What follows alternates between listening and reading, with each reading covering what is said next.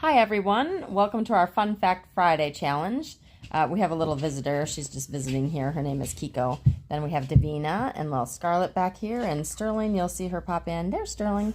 Anyway, so the challenge today is a bit of a continuation from last Friday, where we talked about what does it mean to be consistent in dog training. And I kind of mentioned the words always and never being important in your expectation. You always have the same expectation. You're always communicating that expectation in and around a given behavior.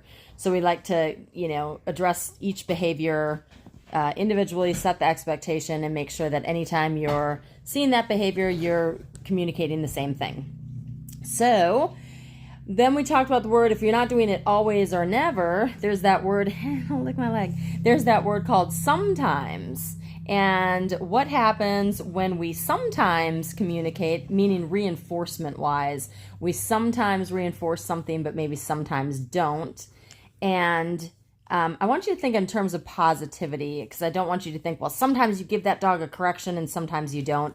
The same effect generally, but I want you to think of a human emotion. So we're looking at things positive, and think about my kind of guide would be if you were playing the lottery, right? Because you don't always win, but sometimes. And so for dogs, this is kind of like counter surfing is a big one, an example. Yes, an example of what happens. Do they always find a big juicy steak on the counter? No, but sometimes. And we want to talk about what happens with the sometimes, because it's a very, very powerful, I want you to think of a human motion because it's a very powerful one, and it's that same kind of power that takes hold in the dogs in and around certain behaviors when we introduce sometimes. And having said all that, the last thing I'll say is we do also use the sometimes actually in our reinforcement for training for the deliberate purpose.